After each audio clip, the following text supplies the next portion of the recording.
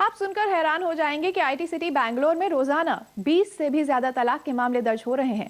10,000 शादीशुदा जोड़ों के मामले कोर्ट में सुनवाई की कतार में हैं। आखिर क्यों टूट रहा है जन जन का साथ, देखिए हमारी इस एक्सक्लूसिव रिपोर्ट में। ये वो आंकड़े हैं जो आज से पहले कभी सामने नहीं आए। वो आंकड़े जो देश में प्रतिभावान लोगों का शहर माने जाने वाले आईटी सिटी बैंगलोर की एक कड़वी हकीकत बयां कर रहे हैं। आपको शायद यकीन ना हो, लेकिन है ये 100% सच। बैंगलोर में रोजाना तकरीबन 20 से 25 रिश्ते टूट रहे हैं। हर रोज सामने आ रहे हैं 20 से 25 तलाक के मामले। Now women, they are independent and they have economic independence and they have support of parents. So they're trying to be assertive. They're not happy in the marital home. They definitely take this course of divorce and they're trying to be settled down on their own. क्या शहरी आपाधापी में पति पत्नी के रिश्तों में वो मजबूती नहीं रही? क्या हम पहले से ज्यादा खुदगर्ज हो गए हैं? सिर्फ बैंगलोर में पिछले 6 महीने में 2000 से ज्यादा पति पत्नियों के टूटे रिश्ते कुछ ऐसी ही कहानियां बयां कर रहे हैं। हैरानी वाली बात ये भी है कि ज्यादातर मामलों में तलाक की पहल पत्नियों की तरफ से की गई है। सवाल ये है कि आखिर ऐसा क्यों हो रहा है? क्या ये संकेत है मॉडर्न इंडिया के आत्मनिर्भर पति पत्नियों की सोच में बदलाव का? क्या अब पति या पत्नी की तरफ से झगड़े को खत्म करने की कोशिश कम हो गई है? आंकड़े तो यही कहानी कह रहे हैं। तलाक, डिवोर्स, ये एक ऐसा शब्द है जो हर खुशहाल परिवार की खुशियों को बिखेर के रख देता है। आईटी सिटी बेंगलुरु के अधिकांश परिवारों में इस शब्द का प्रयोग दिन ब दिन बढ़ता ही जा रहा है। जानकारों की माने तो पैसों की चमक ने रिश्तों को कमजोर बना दिया है। महिलाएं इतनी आत्मनिर्भर हो चुकी हैं कि वो बिना हमसफर के जिंदगी गुजारने का माद्दा रखती हैं। महीने में लाखों रुपए कमाने वाले शौहर भी अपनी शरीके हयात की रोज रोज की खिटपिट सुनने का आदी नहीं रहा। यानी टूटते रिश्तों के लिए बहुत हद तक जिम्मेदार है हमारी बदलती हुई लाइफस्टाइल भी। यासिर मुश्ताक, बैंगलोर, IBN 7।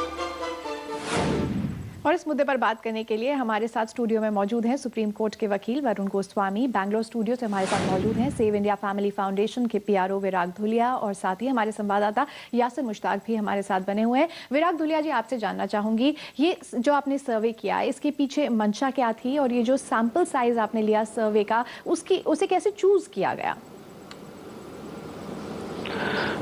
देखिए, हमारा ये जो NGO है, ये हरास्ड हस्बैंड्स के लिए है, जिन पतियों को अपने पत्नी के द्वारा घरेलू हिंसा का सामना करना पड़ता है या जो झूठे मामलों के शिकार बन जाते हैं, वो हमारे पास आते हैं। और जनवरी 2008 से हमने ये डाटा कलेक्ट करना शुरू किया। हर महीने जो हमारे पास लोग आते थे, उनसे हम ये सारा डाटा कलेक्ट किया करते थे, जो भी हमारे पास मदद के लिए या काउंसलिंग के लिए आते थे। क्या आपने विराट जी इस सिलसिले में, माफ कीजिए आपको बीच में रोकने जाना चाहूंगी, क्या आपने जो पीड़ित महिलाएं हैं उनसे भी बात करने की कोशिश की? जी नहीं, ये डाटा सिर्फ पुरुषों से लिया गया है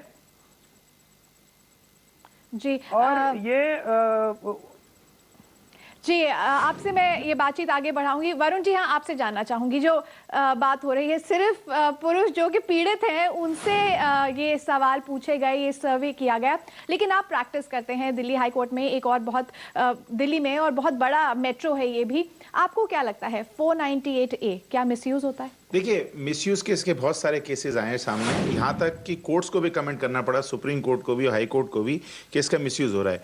लेकिन ये कहना कि लड़कियां इस सोच के साथ शादी करती हैं कि हम आगे इस तरीके से पैसा खींचेंगे, ये कुछ ज्यादती होगी। और जैसा कि इन्होंने कहा कि सिर्फ लड़कों की उन्होंने बात सुनी है, आज आप किस बेसिस पे कहते हैं कि वो केसेस झूठे थे? या तो आप ये डाटा लाएं जहां पे कोर्ट ने ये कहा हो कि जो इनके खिलाफ केसेस थे वो झूठे पाए गए फाइनल डिसीजन के बाद। मेरा ये पर्सनल एक्सपीरियंस है कि 80-90% केसेस ये जो भी हैं ये ट्रायल तक कंप्लीट होते ही नहीं है, दे आर सेटल्ड, ये बीच में ही सेटल हो जाते हैं ले दे के और केस खत्म हो जाता है। तो आप इसमें इस सिचुएशन में ये चीज बहुत मुश्किल से आप डिराइव कर सकते हैं कि क्या ये झूठा केस था या सच्चा था, एक चीज। दूसरी चीज ये है हर कानून का यूज और मिसयूज होता है। हाँ, रिसेंट पास में 498 का काफी मिसयूज हुआ है, जिसमें ये होता है कि भाई 10 लाख का जैसे शादी में सामान दिया तो जब कंप्लेन करी जाती है 25 लाख दिखाया जाता है, 50 लाख दिखाया जाता है, इस तरीके के एग्जैजरेशंस देखे गए। लेकिन शायद ये एग्जैजरेशंस इसलिए भी होते हैं कि जो 10 लाख का खर्चा हुआ कम से कम उसका कुछ हिस्सा तो मिल जाए। इस बारे में भी हम ये जो चर्चा है इसे आगे बढ़ाएंगे। यहाँ एक छोटे से ब्रेक के लिए रुक रहे हैं, ब्रेक के बाद भी इसी खबर पर हमारी नजर बनी हुई है।